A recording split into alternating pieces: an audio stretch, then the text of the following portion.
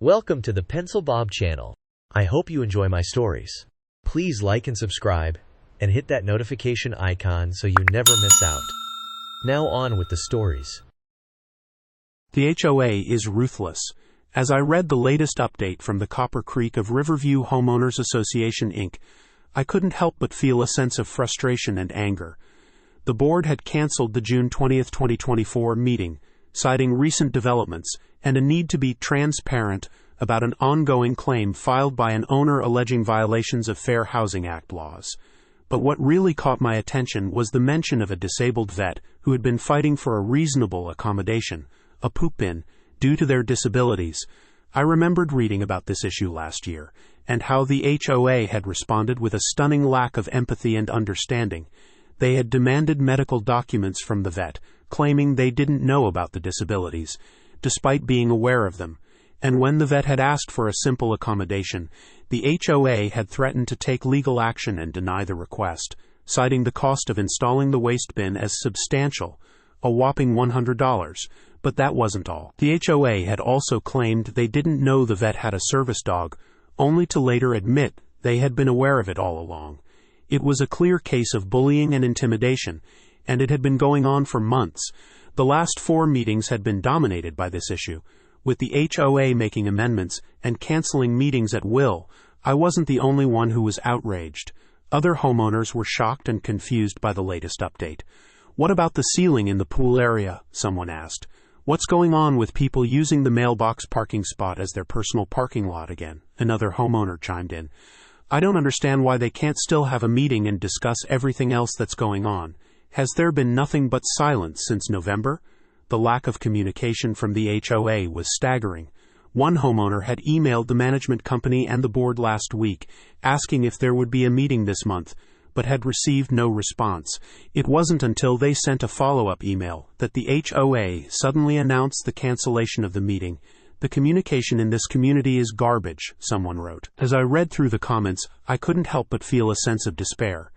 This was not the first time the HOA had shown its ruthless side. There had been countless instances of bullying, intimidation, and disregard for the well-being of homeowners. And yet, despite the outrage and frustration, nothing seemed to change. The HOA continued to operate with impunity, making decisions that benefited only themselves and their own interests. They seemed to think they were above the law, that they could do whatever they wanted and get away with it. And sadly, it seemed like they were right. As I looked around my community, I saw people who were tired, frustrated, and disillusioned. We had all been promised a certain quality of life when we moved into Copper Creek of Riverview. But what we got was a never-ending cycle of drama, conflict, and stress. The HOA had become a constant source of anxiety, always lurking in the background, waiting to pounce on its next victim. The situation with the disabled vet was just one example of the HOA's tyranny. There was also the case of the community pool. The ceiling had been in disrepair for months, with chunks of plaster occasionally falling into the water, yet no repairs had been scheduled. The HOA had promised to address the issue, but like so many of their promises, this one had fallen by the wayside. Instead, they focused their energy on policing the smallest infractions: mailboxes slightly out of alignment, grass that was a fraction too long, or a garden bed that contained unauthorized plants. I remembered when I first moved into Copper Creek. It seemed like a dream community, with well-maintained common areas, friendly neighbors, and a responsive HOA, but over time things had changed. The board had become more authoritarian, more secretive. Decisions were made behind closed doors, with little to no input from the homeowners. Rules were enforced arbitrarily, and it seemed like the board members had their own agenda, one that didn't necessarily align with the best interests of the community. One particularly egregious example of this was the issue with the community garden. Several residents had banded together to start a small vegetable garden in an unused corner of the common area. It was a modest effort, with a few raised beds and some potted plants. But it quickly became a point of contention. The HOA claimed that the garden violated community rules, though they couldn't specify which ones. They issued fines to the gardeners, threatened to tear down the beds, and even suggested that the garden attracted pests, an unfounded accusation that angered many. The gardeners fought back, gathering signatures for a petition and presenting their case at an HOA meeting. But their efforts were in vain. The board remained unmoved, citing obscure regulations and dubious concerns. Eventually, the garden was dismantled, leaving a barren patch of dirt where once there had been life and growth. The mailbox parking spot was another sore point. It was meant to be a temporary stop for residents picking up their mail, but it had turned into a personal parking space for a few inconsiderate individuals. Despite numerous complaints, the HOA did nothing. They claimed it was too difficult to enforce parking rules, yet they had no problem fining homeowners for minor landscaping violations. The hypocrisy was infuriating. And then there were the financial issues. The HOA dues had been steadily increasing, with little to show for it. Where was all the money going? Certainly not into maintenance or community improvements. The playground was outdated, the clubhouse was in dire need of renovation, and the landscaping looked worse every year. When homeowners asked for a breakdown of expenses, they were met with vague answers and deflections. It felt like the board was hiding something, though no one could prove it. At every turn, the HOA seemed to prioritize control over community. They operated with a level of ruthlessness that left many feeling powerless. The board members, once approachable and friendly, had become distant and unyielding. Meetings were contentious, with tempers flaring and accusations flying. It was a far cry from the harmonious neighborhood we had all envisioned. One homeowner, an elderly woman named Mrs. Thompson, had lived in Copper Creek for over 20 years. She had seen the community through good times and bad, but even she admitted that things had never been this bad. "It's like they don't care about us anymore," she told me one afternoon as we chatted by the mailbox. "They only care about their rules and their power. It's not right." Mrs. Thompson had her own run-ins with the HOA. She had been fined multiple times for unauthorized decorations on her front porch. Innocuous items like a small wind chime and a welcome mat with a floral pattern. Each time she removed the items, only to be fined again for something else. It was a never-ending cycle of harassment. Despite the challenges, some homeowners continued to fight back. They organized meetings, wrote letters, and tried to hold the board accountable. But it was an uphill battle. The HOA had lawyers, resources, and the authority to enforce their will. The homeowners had little more than their voices and their determination. I knew many of my neighbors were as frustrated as I was. We were tired of the constant surveillance, the arbitrary fines, the lack of transparency. We wanted a say in how our community was run. We wanted the HOA to work with us, not against us. But change seemed elusive. The board was entrenched, their power solidified by years of unchallenged authority. As I looked around my community, I saw people who were tired, frustrated, and disillusioned. We had all been promised a certain quality of life when we moved into Copper Creek of Riverview. But what we got was a never-ending cycle of drama, conflict, and stress. The HOA had become a constant source of anxiety, always lurking in the background, waiting to pounce on its next victim. The recent cancellation of the meeting was just the latest in a series of disappointments. It was a stark reminder of how little control we had over our own community. The board could cancel meetings, ignore our concerns, and enforce rules without any real accountability, and there was little we could do about it. I knew I wasn't alone in my feelings.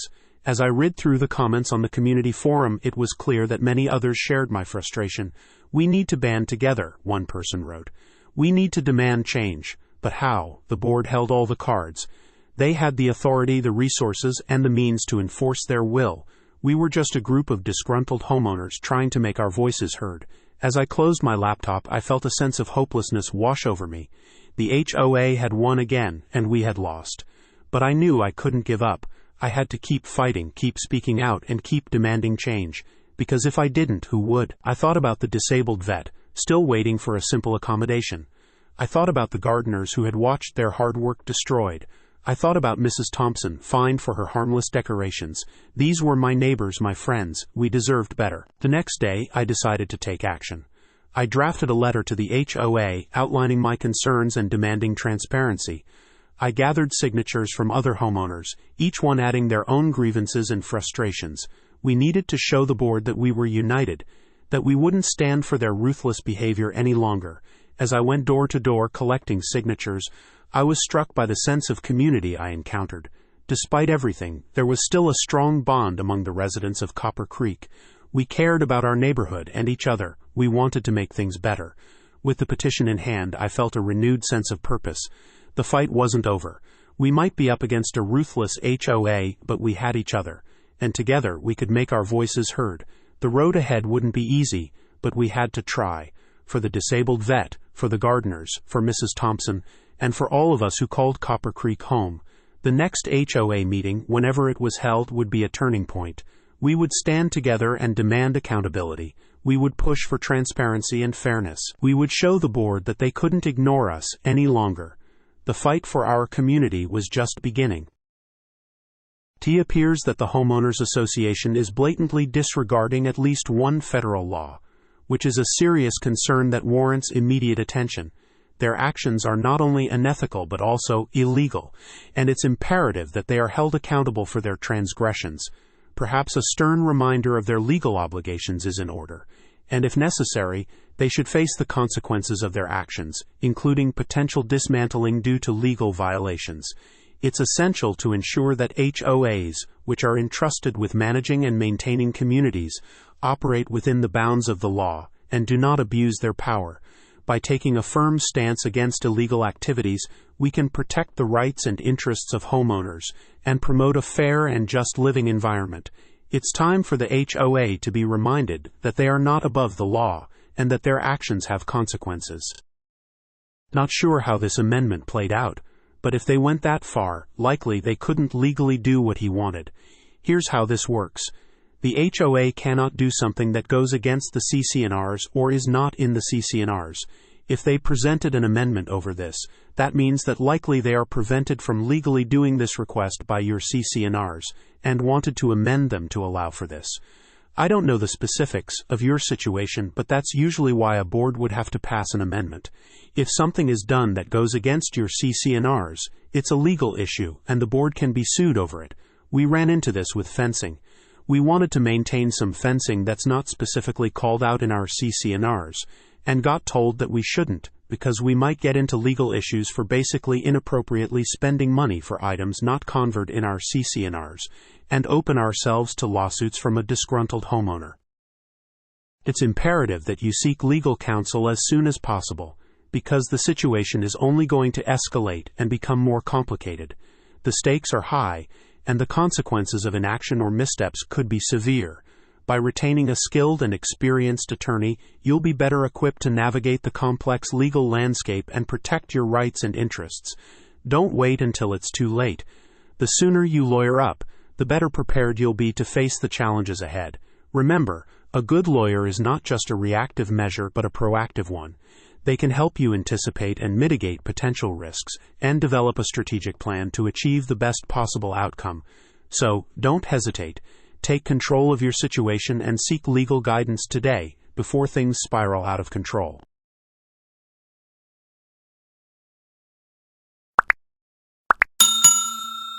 I would like to thank you for watching the video to the end.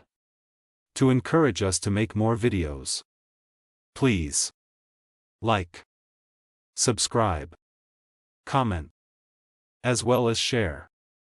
Check out this other video if you haven't already.